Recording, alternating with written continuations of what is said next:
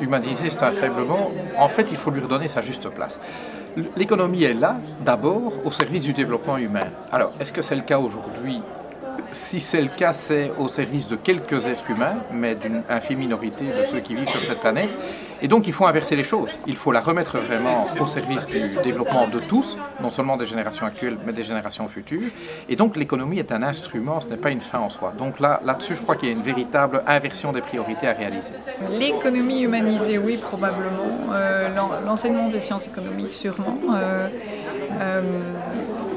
Il y a une grande difficulté à voir les flèches dans les deux sens, c'est-à-dire l'impact de l'économie sur l'être humain et les contributions de l'être humain, les conditions dans lesquelles il doit être pour bien contribuer à l'économie. Certainement, l'économie, pour moi qui suis économiste, l'économie n'a de sens que si elle est au service des hommes et des femmes et pas l'inverse. Malheureusement, aujourd'hui, de plus en plus, ce qu'on appelle économie, c'est-à-dire plutôt la puissance financière, est devenu un dieu et les hommes doivent être au service de ce dieu finance. Ce n'est pas mon cas, ce n'est pas le cas de nombreux Européens qui se battent au contraire pour une société où l'homme et la femme sont au cœur de nos préoccupations.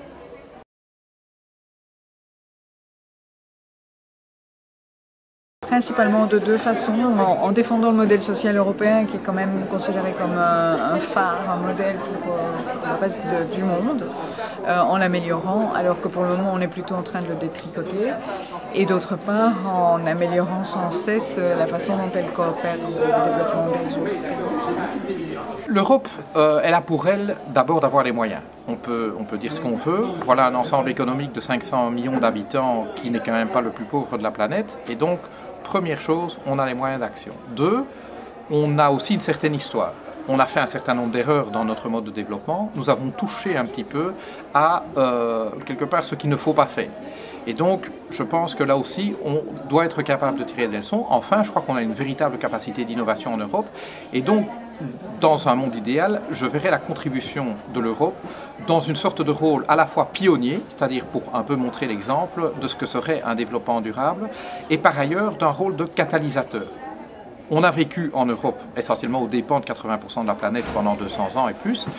Eh bien, une manière de repayer cette dette serait de mettre à disposition du reste de l'humanité les outils, les moyens, les idées que nous avons trouvés et que nous pouvons trouver pour arriver à un mode de développement durable.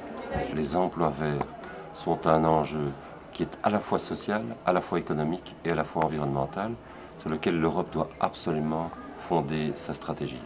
Deuxième élément, l'inclusion sociale active. Donc toute la politique de cohésion sociale européenne peut être un atout pour l'économie et pas, comme il est considéré aujourd'hui, comme en fait une conséquence de la croissance économique.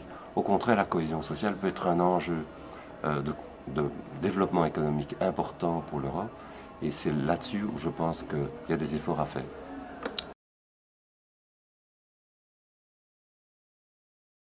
Certainement le principe d'intégration, à mon avis c'est pour moi le plus urgent, c'est justement prendre conscience que le développement ne vient pas seulement de l'économie, mais il vient au moins autant de l'état dans lequel se trouve la société et de l'état dans lequel se trouve l'environnement.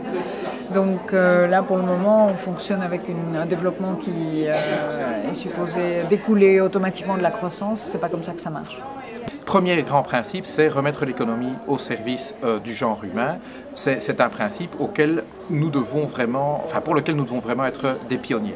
Deuxième chose, c'est retrouver en effet cette dimension de solidarité à la fois à l'intérieur de l'Union européenne, et donc il y a une notion d'égalité là qu'on a eu tendance à perdre. Tous les êtres humains naissent égaux en droit et en dignité. Eh bien, je crois que nous devons remettre ça au cœur du projet européen. Et aujourd'hui, avec cette dimension intergénérationnelle, c'est aussi une solidarité avec les générations à venir. Je pense que si nous mettons ces choses-là au cœur du projet européen, on peut le remettre sur une voie qui finalement apportera de la valeur non seulement aux citoyens européens, mais aux citoyens du monde entier.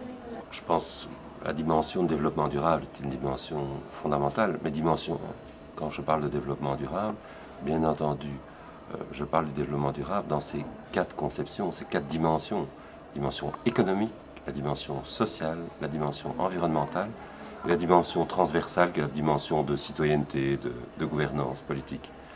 Et de travailler sur ces 4 enjeux ensemble est un enjeu fondamental, est un défi merveilleux sur lequel tous les Européens et les Européennes doivent travailler. Vous pensez que l'Europe est en bonne voie pour